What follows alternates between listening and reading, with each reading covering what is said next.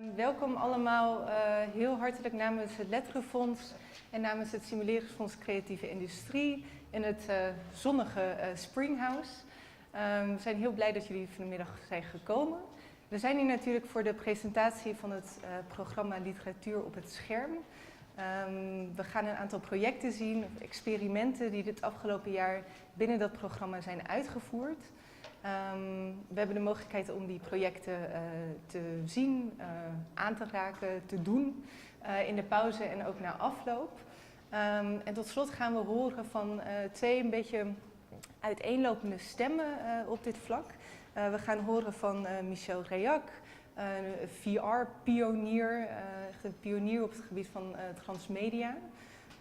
En we gaan horen van Michel Reilhac, die een wat meer literatuur-heavy visie gaat geven op het digitale literatuurvraagstuk. Ik moet doorklikken. Bij deze. Dat is mijn naam. Ten eerste misschien nog even heel kort waarom we hier nou eigenlijk zijn. Waarom dit onderwerp belangrijk is. Dus het Stimuleringsfonds en het Letterenfonds hebben in 2014 hun handen ineengeslagen om de relatie tussen literatuur en nieuwe technologie, nieuwe media te onderzoeken. Dus nog steeds worden eigenlijk heel vaak die twee voorgesteld als een soort tegenpolen. Dus literatuur als een soort reflectief medium, langzaam, een beetje stoffig. En daartegenover die digitale media als het nieuwe flitsende paradepaardje. Maar ook heel vluchtig en ook heel vergankelijk en misschien wat oppervlakkig. Nou, ik denk dat we hopelijk iedereen die hier zit ook weet dat die relatie veel complexer is dan dat. En dat het dus loont om daar onderzoek naar te doen en onderzoek naar te blijven doen. Ik denk dat de projecten die we gaan zien ook heel mooi op hun eigen manier eigenlijk bevragen wat die relatie precies is. Dus zowel wat er gebeurt eigenlijk met de literatuur en met de schrijver op het moment dat je daar die digitale media tegenaan gooit, als het ware. Maar ook wat gebeurt er met die technologie gedreven omgevingen, waar we eigenlijk elke dag gebruik van maken, op het moment dat je daar literatuur in plemt. Dat zeg ik heel deftig. Ja, zoals gezegd, we gaan beginnen met eigenlijk een blik op de toekomst van Michel Reilhac. Michel is, zoals ik zei, een pionier op het gebied van virtual reality. Hij heeft zijn eigen virtual reality productiebedrijf. Hij is hier in Amsterdam hoofd van Submarine Channel. En hij is ook betrokken bij de VR-efforts van de Biennale van Venetië. Ik heb een klein stukje van zijn presentatie al mogen zien. Hij gaat ons eigenlijk de wereld van de immersieve films en games intrekken. Laten zien wat er allemaal op dit moment mogelijk is, wat er binnenkort mogelijk is. En ik denk dat het aan ons hier in de zaal een hele mooie opdracht is om te bedenken hoe dit zich verhoudt tot literatuur. Dus kunnen we op dezelfde manier als dat in de gamewereld en de filmwereld gebeurt, literatuur ook voorstellen als een interactieve, immersieve ervaring. En wat betekent dat dan? Hoe ziet dat er dan uit? So that was my introduction of You in Dutch. I would like to ask you to give Michel a very warm welcome. Thank you. Thank you. I guess my point now is to provide some kind of context in a broader sense to the time that is ahead of us, that we've started experiencing, which is about transforming the narrative experience into something that becomes much broader and an experience in itself. I'd like to start by starting really from the beginning, thinking that one of the things that characterizes us as humans is that we don't know why we're here. We don't know why we die. We don't know why we live. Being in the world is something that is almost unbearable when you start wondering the purpose, the meaning, and the end result of all this. So in order to cope with this mystery, to cope with this anxiety of not knowing why we are here, we desperately try to find ways of regaining control, of creating something that we can base our beliefs upon.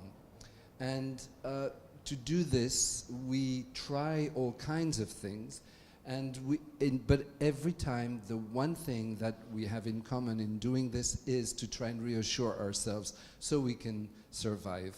And the way we have found over the ages is to reinvent worlds that make sense, worlds that we can control, worlds over which we feel we understand why they exist, because we make them. Those worlds are stories, of course. So this is why telling stories is such an essential part of what makes us human, because we need to get some sense. And so we build those worlds from scratch, and in that way, because we make them, because we invent them, we feel comfortable with them because we understand them and we fully control them.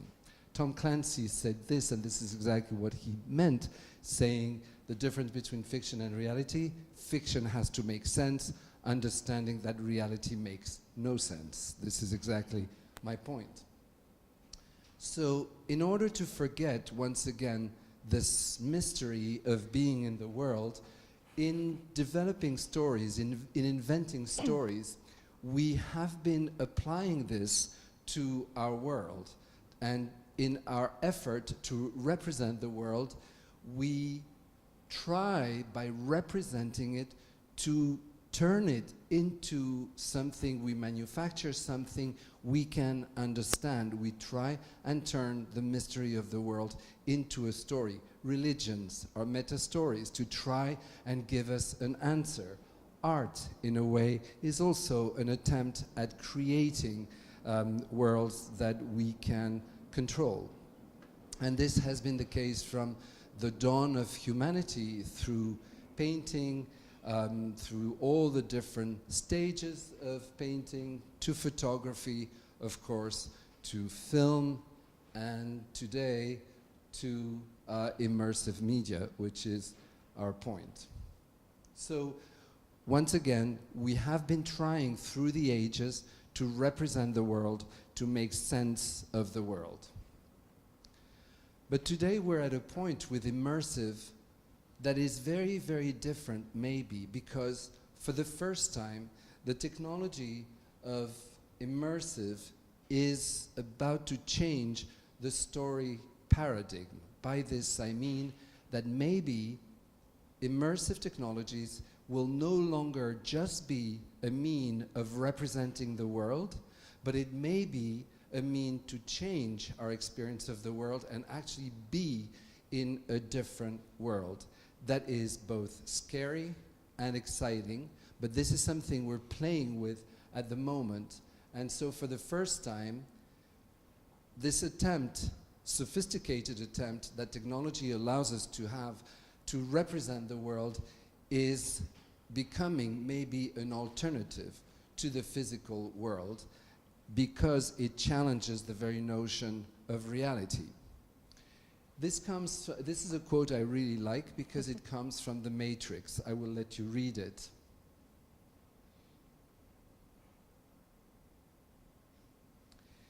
It's quite profound in the sense that if you are looking at the meaning of immersive technology today, because if indeed everything we take as signs of an objective physical reality, which are touch, smell, sensations of all kinds, what we see, what we hear, if you consider it from a neuroscientific point of view, indeed, all of these physical sensations that are proofs of the physical world, proofs that the physical world exists, they are very relative.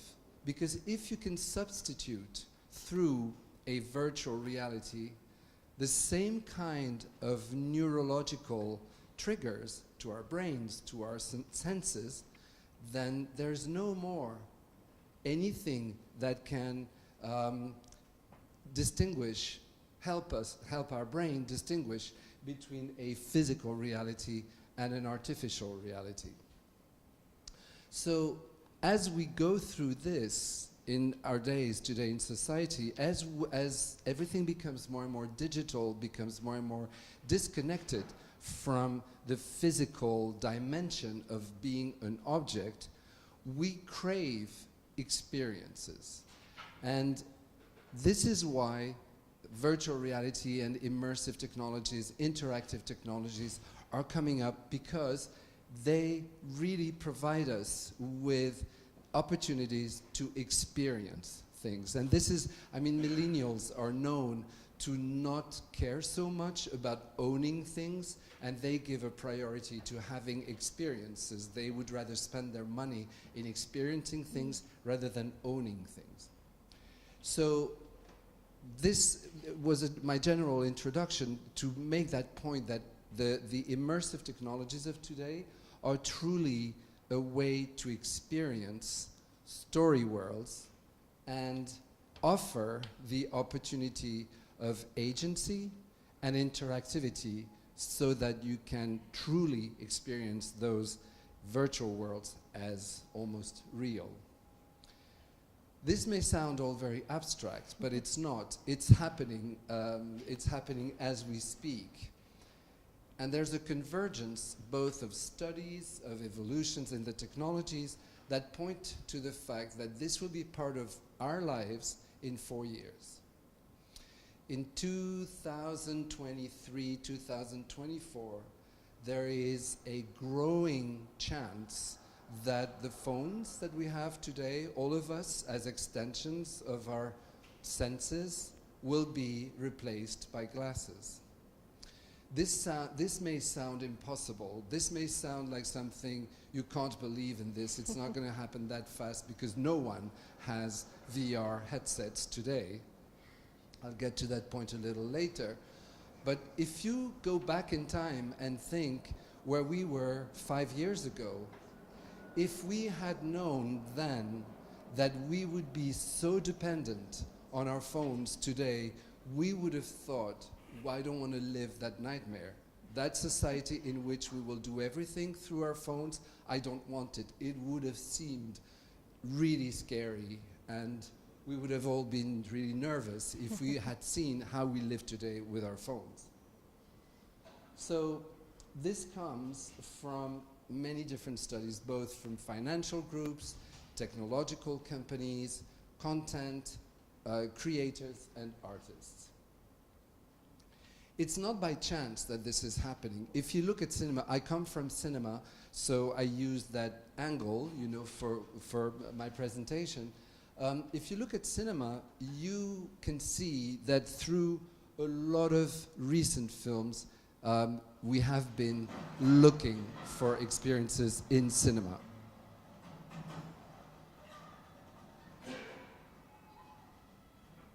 Over the last decade or so, we've seen an increase in a certain ultra-immersive type of film. There's been a handful of filmmakers who've been wanting to get us closer to the characters and their world, not through dialogue or exposition, but through longer takes, careful compositions, and a singular and restricted point of view. Films such as Children of Men and Summer Saw thrive on their long takes and claustrophobic tight compositions, bringing up the audience closer to the characters and their depressing surroundings. While films such as Hardcore Henry and Victoria have a key focus on limiting their world's overall perspective to increase their immersion and emulation to relay their stories. Film has always been at its best when conveying empathy, relating to characters on an emotional level. But this recent movement is less about explicitly feeling, and more about being the character in the situation. This notion of being the character relates to what I was talking about, this experiential dimension of being in another world and not just watching another world. Cinema has also already shown us what the future will be. I'm sure a lot of you have seen this film. My name's Wayne Wise. My dad picked that name because it sounded like a superhero's alter ego, like Peter Parker or Bruce Banner. But he died.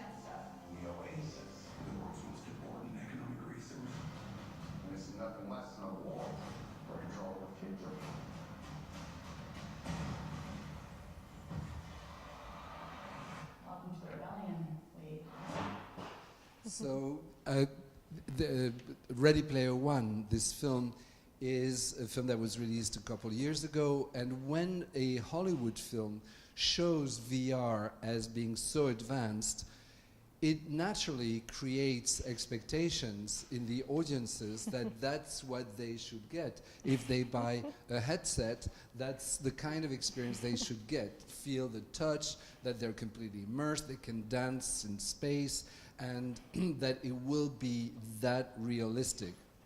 So, of course, it's a problem for us who work in that field today, because when you compare to what you watch in a Hollywood film like this, of course, it's a disappointing experience when you do it in the world today. But we are learning, and things are going very fast. I'd like to just show you a few points of where we will be in 4 or 5 years with the technology advancing. So one of the things that I just wanted to characterize, very often when people ask me, what is the real difference between VR, immersive media, and film, for instance? And I really feel that it's connected with how we've learned to play in time with cinema, while in VR we learn how to manipulate space. And that's one of the biggest differences. We are learning what it means to do the equivalent of what we've learned in cinema, where we do flashbacks, flash forwards, and we play with simultaneous timelines. We will be able to do the same thing with time, but also and mostly with space. And we don't really know how that is going to work, but that's the beauty of VR today, is that we are able to play with space the same way we've learned to play with time in film.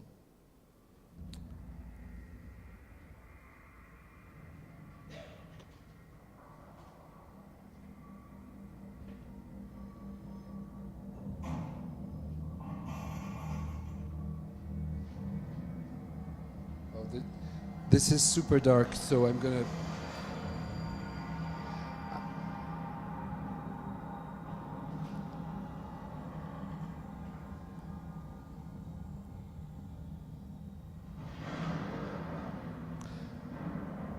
We can't really see because there's too much light. It's a very dark VR experience. It's a horror experience, and it works really well in VR, and sometimes so well that it's almost unbearable for some people who are not used to VR. It's incredibly realistic. But that notion of being immersed, in this case in a haunted house where really terrible things happen, is incredibly involving, because you add to the imagination, to the storytelling dimension of the experience, the equivalent that it would be on a flat screen. You add that physical dimension of being there in the space next to the characters. Yes. What's the name of the? It's called Kobold. It would have appeared. Kobold is a wonderful experience. Yeah, you've seen it?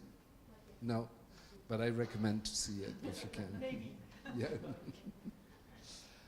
Embodiment is another thing that is going to be very big in VR. That's when you are in the experience and you are represented with a body, where you are physically there. When you look at yourself, you can see a body and clothes, or being an animal, or etc. I just want to show you a very quick clip of a piece called Eclipse, which is a story game you can play 4 people at a time. By the way, this is something that is also going to happen in a very big way, because lots of people are upset with the fact that VR is an isolating experience, something you only do alone and you can do alone. That's not true anymore. More and more experiences are stories that you can navigate with several people at the same time, where you see each other, you can talk to each other, you can communicate, and you can do things together. This is one example.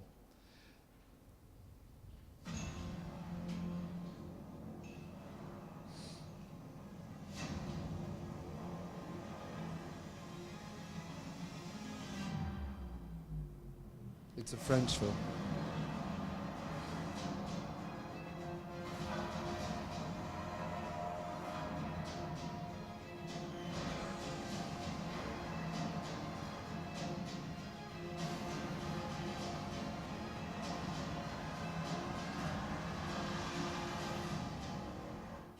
So in this case, in real time, you are those cosmonauts that you see, and it's incredibly realistic. You really are those people, and the friends you do it with, or your children or your partners, you see each other that way in real time.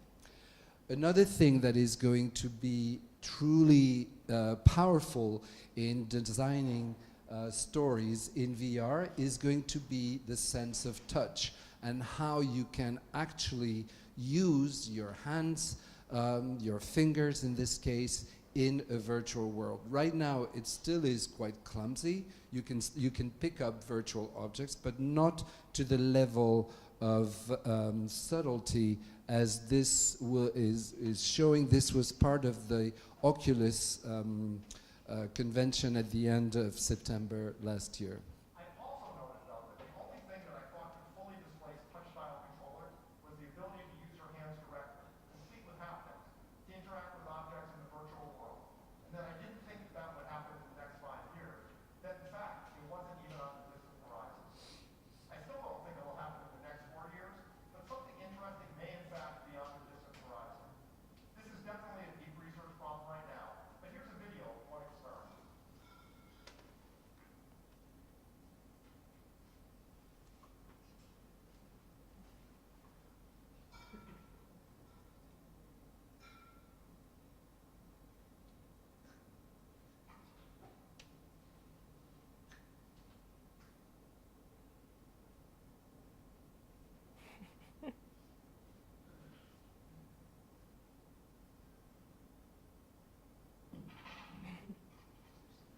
So when you reach this level of subtlety in the movement, in the interaction with objects, you're incredibly close to duplicating reality. There's another thing that is going to be very impactful, is when you can actually move and interact in a physical space with tables, chairs, in your living room, in your bedroom, and you can avoid all those obstacles because they are what we call reskinned. This shows you how it works. Of course, freedom of motion in VR comes with the challenge of moving around safely. Here we come to computer vision and mixed reality. That is, really mixing the real and virtual world by reconstructing the real world and bringing desired parts of it into VR. Let's look at an example of reconstruction. First, the space needs to be scanned. This can be done manually. It can also be done automatically as the person wearing a headset moves around the space, as you see here. As the headset moves, the sensors sweep around the space, cumulatively building up a model of it over time. Once the space is captured, the model can be pulled into VR and played back mapped to the real world.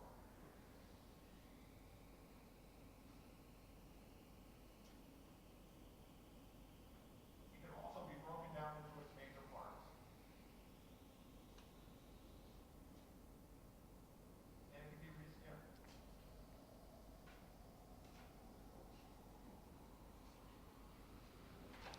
So in this case, your living room, your tables, your chairs can be manifested in the virtual experience as rocks or animals or a futuristic spaceship, but you can move in your room and you can then fit the story inside that space and move about, and you will avoid those obstacles, which means that in this case you can transform the physical space into an actual virtual layer that allows you to interact physically and move around.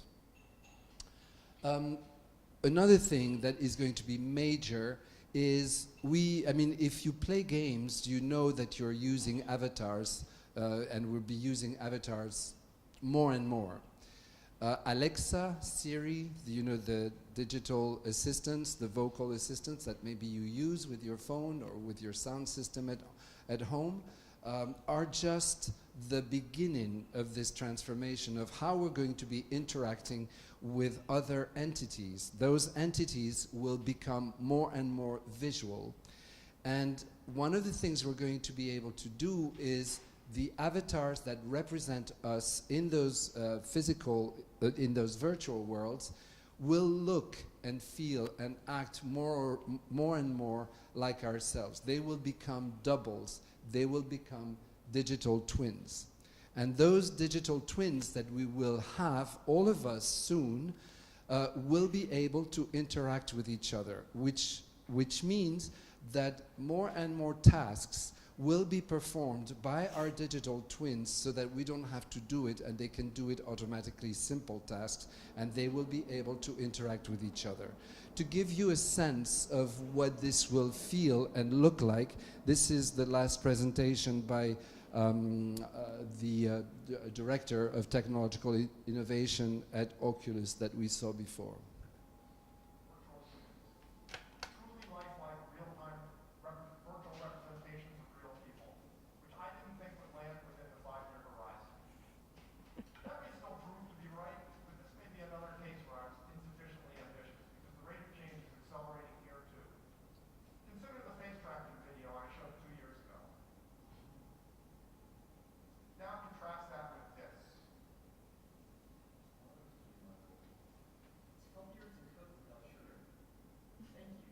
It's hard to believe, but one of those is a reconstruction, not a video. Can you tell which? The one on the right is the reconstruction. If you look closely enough, there are imperfections in the neck, the hair, the eyes, and the mouth, but it's impressively close to the real thing. This is enough. So when you reach again this level of realism in duplicating, you know, our physical self into a digital twin, it's really, I mean, it's mind-boggling, and I know it's scary because it opens incredible doors to all kinds of dangers, all kinds. It's going to force us to reconsider a lot of things in the way we relate to one another, but it's already on the way. This is not futuristic. This is already in research. These are prototypes, and this is all coming in 4 or 5 years. So how is it going to be? Because we as humans, we tend to repeat and reproduce the same patterns all the time in everything we do. So I took the example of cell phones to see what it, you know, to compare the evolution. So when we started, I mean, some of us may remember using phones like this, you know, I don't know, 20 years ago, maybe more. When those phones came out, a lot of people said this will never take on. How could you think that this would be practical, you know, to carry bricks like that, to have phones in your hands? But it didn't take that long to reach, you know, this stage where we now have, and in the streets, in public transportations, everyone is using this. It has become a prosthetic of our own body. It's become something we cannot live without, right? So in VR, size matters a lot, exactly the same way that it did with phones. So when we look at the way we do VR today with those big things on our heads, I'm sure that most of you are saying, okay, that's cool, but I'm never going to use this. This is too big. Ladies don't like it because of the hair. It messes up the hair, the makeup. It's uncomfortable. It's clumsy. We have to bear in mind that these headsets are the exact equivalent of the big cell phones we had. They're going to change, and they're changing already. This is the Magic Leap, which is the newest mixed reality device that was released last year and which is now being commercialized. It's showing the trend to go towards more and more glasses. These are prototypes that are being worked on and which will be on the market soon. This is another prototype which looks closer to what we will have in about a couple years, but this and this is what we will have. This is the first time that Apple has released an illustration of what they're working on. Apple is the one company that has done nothing in terms of publicizing their work on VR because they're design oriented, and they wait until the technology will allow to be design things that are very easy to wear and easy to carry. When augmented reality, mixed reality, and virtual reality will be available through devices that are like that, that you simply put in your pocket, put on your head, and just by activating the device like this, you will want to have them, and you will need to have them, because they will become the interface that we're going to be using, all of us. So, as I was saying, immersive is not just a hypothesis in the future. It is already happening, and there's no time today, now, to go into more details, but there's a massive amount of data, experiences that are being collected today in all these fields. In the field of health, for instance, it's very fastly growing, but more niche markets like real estate, you will see more and more real estate agencies offering you the service of visiting flats, apartments, houses virtually. You don't have to travel wherever it is. In the world of fashion, you now start to have a very, very strong trend of collections being shown and streamed online directly in VR. Sports, the National Basketball Association in the United States are in the process of preparing the renegotiation of their streaming rights, and they've announced that the VR rights that they will negotiate in 2021, in 2 years, will be at least equivalent, if not higher, than the TV rights. I'm working right now with the Qatar for the World Cup, which will take place there in 2022. They too are considering that the VR transmission rights will be higher than the TV rights. And arts, culture, retail, engineering, training are all fields in which VR is already a reality.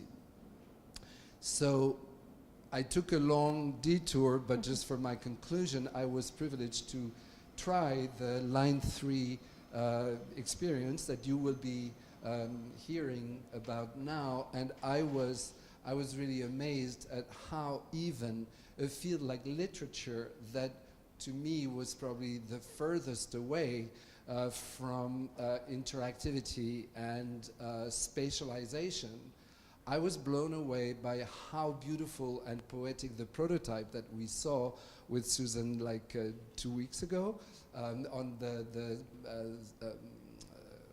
tramway line number 3 here in Amsterdam.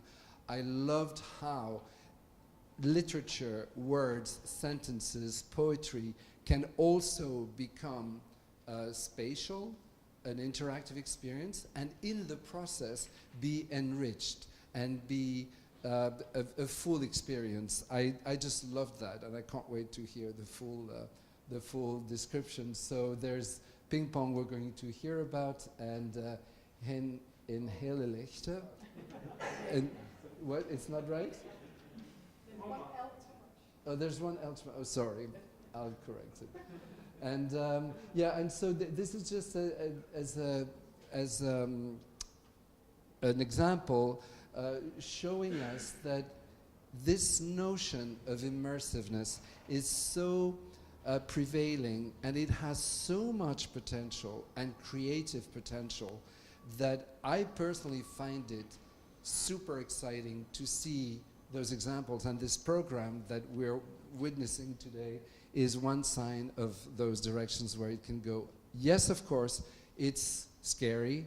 We don't know really where it's taking us. We're going to have ethical issues. We're going to have to reconsider a lot of the values we base our culture upon, but you can't throw the baby with the bathwater just because of that, because the creative dimension of the digital experience is unbelievable. So bearing in mind that what the digital media and immersive media are bringing to basically any field is really interactive activity, agency, immersiveness, I find this the pillars of the experiential storytelling age in which we go. This is again the same quote that we can bear in mind from matrix as a conclusion.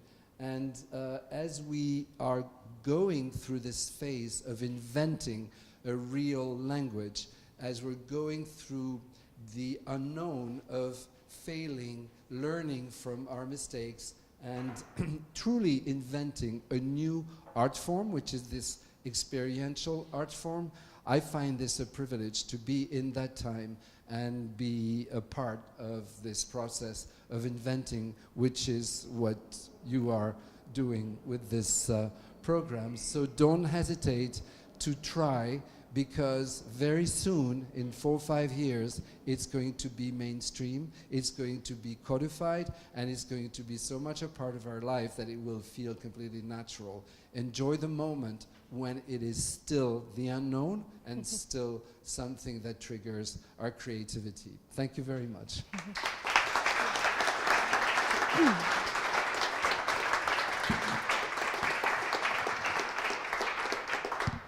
So thank you, Michel. If you could stay up here for a few minutes for some questions. So there might be some questions from the audience. I would like to kick off with something you said at the end. So if I understood you correctly, you say this technology has so much to offer to us that it's worth the uncertainties or the unknowns and the risks that will come with it. Could you say something about what it is to you that it offers us? I think it's what it offers me and probably us as well is first of all the innovation, the fact that we can, through immersive technologies, experience things we have not experienced before. If you have tried virtual reality, and if you try it with good experiences, it's really something that is unlike anything else. The fact that you can, I'm thinking of a piece by Laurie Anderson, maybe, called La Camera Insabbiata. And in this piece, you travel through huge dark spaces, and you find out very quickly that if you hold your hands in front of you like this, with the 2 handheld devices, you can start flying. And you can start flying to the walls, and as you brush along the walls flying, all the chalk designs on the walls start animating. And it's all about text and poetry. I think it's a remarkable experience in literature, because it's all about words and how you interact with the sentences on the walls. But you realize that you are the one who can activate the poetry and the movement of the poetry through your flying. And as you explore the different rooms, you go into one where you realize that by reading the poems that are on the walls, the sound of your voice materializes into a sculpture, a 3-dimensional sculpture that stays in the room forever. And if other visitors come to this room and they just touch the sculpture with their hand, they hear you say the poem that is on the walls. So all of a sudden, these physical sculptures become sound recordings of you saying the poem. Experiences like that are completely unusual, and they have no equivalent in real life. So I think when the technology is being explored by artists and by creative writers or designers, it really becomes magical. So I'm just giving that example to explain that the spatial dimension of poetry in that case becomes something there's no other way to experience it. And so that sounds beautiful. I want to go do that somewhere. So you have a long history in film. Are the qualities of film that drew you to film in the first place, are those the same things that draw you to virtual reality now? Before I worked in film, I was a dancer, so I always had in me this notion of the spatial experience. And what I like about virtual reality is that it mixes this physical experience with a more intellectual experience or with my imagination. And yes, what's interesting is that there's a lot of filmmakers today who are now starting to explore VR and starting to understand what it means to stop choosing a window on the world, which will be represented on the screen, but start thinking spheres where they select the whole world. And that is a trigger that they want to explore. And we are seeing now filmmakers who are keeping the same kind of world that they're exploring. Their aesthetics remains the same, and they're exploring it in 360. And that creates incredibly interesting experiences for them, but for us as well as spectators. So my attraction to immersive media came from this idea that it allows the frame, the rectangular frame, to be expanded. And now when I go see a movie, because I spend so much time in VR, when I go see a movie, I really feel frustrated that I can't push and look around and look more. A film like Ready Player One should have been in VR. And those kinds of films will be made in VR soon, because it's all about the world. Yeah. Okay, thank you.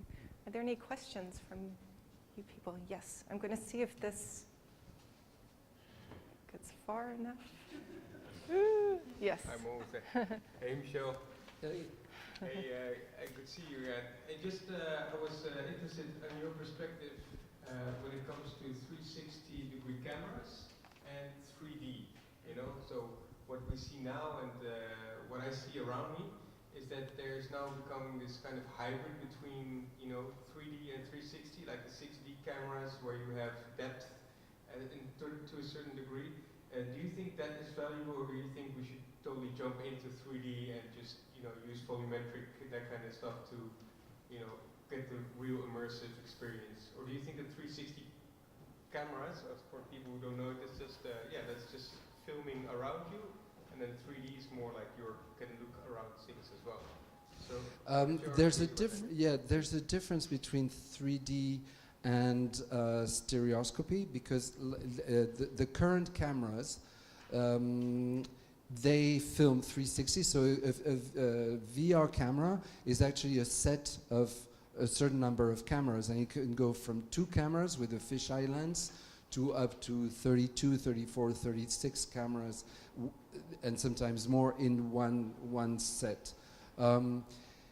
If you take like the camera that people have been using for the last year, called the InstaPro camera, InstaPro 360, that camera does 360, but it also has incredible stereoscopy. So you really have a sense of the different layers.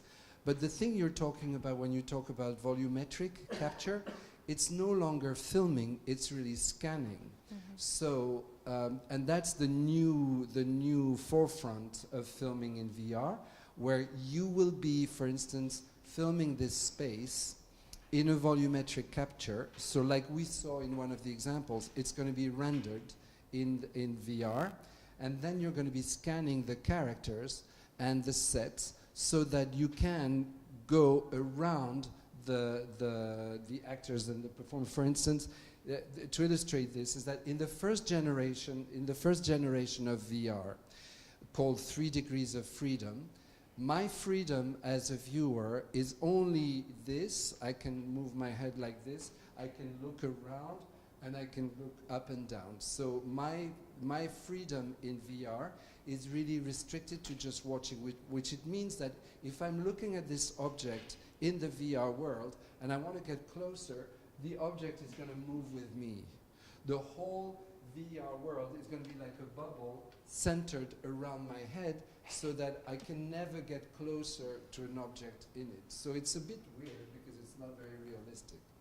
What we are doing today, and what I think you're alluding to, is what we call 6 degrees of freedom, where now, because of the rendering and the volumetric capture, the scanning, I can come closer to the object, so that when I see this object in the virtual world, and if I move my head physically, I can come close to it, and I can look around it. I can look under. So at that point, 6DOF, which is the generic term, 6 degrees of freedom VR, allows you to do this, and that becomes much more sophisticated to film because you need to scan. And those cameras that allow to do this in real life filming are very experimental at the moment. This is something you can do easily now in animation or computer generated images, because you use game engines like Unity or Unreal, and it's much easier. But in real life video, it still is very complex. So it's not an easy choice when you do real life video, but it's coming. Okay, are there any other questions? Yes, Leonique. There you go. Yeah, you're using VR and AR. I think you're mixing them already. Like in 4 years, the Apple glasses that you showed me were AR glasses. Or do you think will it come together, or will it stay separate worlds? No, it will become one device. The glasses will allow to do 3 things. They will correct your vision if you don't do anything. By activating it in a certain way, it will connect with the internet, and it will allow us to have a digital layer of information. For instance, if all of us here, if we meet in 5 years from now, if we make ourselves available on the network the same way we make ourselves available on Facebook, for instance, I will be able, if I activate my glasses, I'll be able to see your names and whatever information you want to release, so I don't have to ask who you are or wonder, because it will be superimposed on each of you, the same way you'll be able to read on me who I am just by looking at me. And then by activating it differently, there will be an electrical trigger that will tilt all the pyramidal cells of the glass that will make it go opaque, so it will go completely dark, and in that case I can activate a VR piece. So the device will be the same, and we will be using the technologies of augmented reality or virtual reality as one and the same reality depending on the moment, because the VR cuts you off from the world, and even if you reskin your environment, you're really cut off, but you can be connected with other people, but in the VR environment, you can't use this on a train or on a bus. So we will be using, AR will be like a lesser service than VR, because it will be less complete, but it will allow us to stay connected with the real world. Okay, I think you've given us a whole lot to think about. So please put your hands together again for Michel.